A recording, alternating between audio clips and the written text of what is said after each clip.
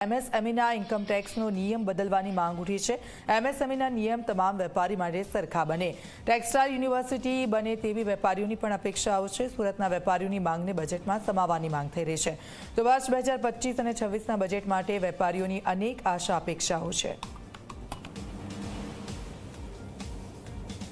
जी आ वखतना budget ने लईने शुं आशा अपेक्षा? देखिए, इस बार के बजट में हमें काफ़ी आशाएं हैं। हर बार बजट आता है तो हम इनकम टैक्स की छूट की ज़्यादा डिमांड करते हैं कि इतनी छूट दी जाए, इतनी छूट दी जाए। इस बार हम कोई छूट की बात नहीं कर रहे हैं।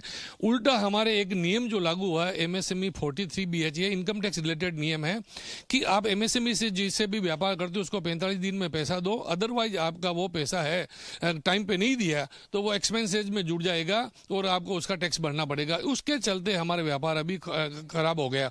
और सरकार ने ये जो नियम लागू किया है ये माइक्रो स्मॉल पे तो लागू होता है, मीडियम और लार्ज पे लागू नहीं होता है। माइक्रो स्मॉल मतलब जो छोटे व्यापारी है 1 करोड़ 2 करोड़ की सेल करते हैं, मतलब 50 करोड़ के अंदर की सेल वाले पे लागू है, 50 से ऊपर वाले पे लागू नहीं है।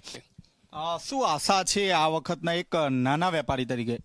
नाना व्यापारी के तरीके सरकार से हमको बहुत आशा है कि जो भी आपने एमएसएमई का जो भी कानून बनाया है ये कानून सबके लिए समान होना चाहिए।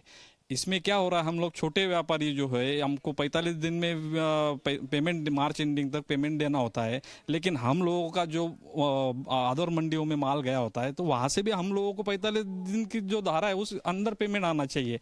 उनके लिए भी समान होना चाहिए, हमें भी समान होना चाहिए।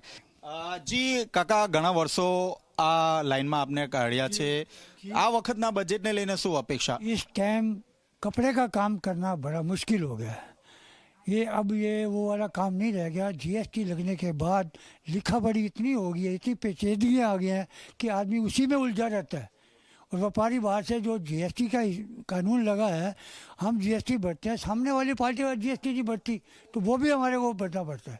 इसलिए ये इस टाइम हमारे बच्चे भी इस कपड़े का काम में नहीं आना चाहते।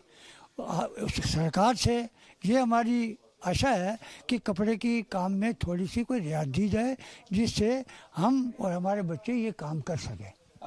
यंगस्टर छो, શું કહેશો, શું અપેક્ષા છે આજના બજેટને લઈને? बजट में अपेक्षा यही है कि जो 43BH का जो सेक्शन है एमएसएमई के रिलेटेड उस पर थोड़ा कन्फ्यूज़न हमारा क्लियर किया जाए कि एज ए सूरत व्यापारी हमको रजिस्टर होना चाहिए या नहीं होना चाहिए, क्योंकि हमारे पास कोई प्लांट एंड मशीनरी तो है नहीं, पर हम लोग जॉब वर्क करवा रहे हैं और उसकी वजह से हमको हमारा जो पेमेंट है वो हमको बहुत फास्ट चुकाना पड़ रहा है। 45 डेज़ के अंदर हमको चुकाना पड़ता है। उसकी वजह से हमारा जो वर्किंग कैपिटल, जो इन्वेस्टमेंट जो धंधे में लगा है वो 2 गुना बढ़ चुका है। और हमारे जो बाहर वाले व्यापारी हैं उन पे कोई नियम अभी तक लागू नहीं है कि उनको पैसा हमको 45 डेज़ में ही चुकाना है। वो हमको 6 महीने 8 महीने में भी पैसा चुका के खुश हो रहे हैं। तो हम सरकार से थोड़ा कन्फ्यूज़न जो क्लियर चाहते हैं वो करना चाहते हैं और हमारे लिए कुछ राहत चाहते हैं। વેપારીઓની ઘણી આશા અપેક્ષા જોડાયેલી છે આ બજેટમાં। હવે જોવાનું એ રહ્યું કે આ બજેટ આ વેપારીઓની જે આશા છે તેના પર કેટલી સફળ થાય છે। કેમેરામેન વિજય ભેસાણ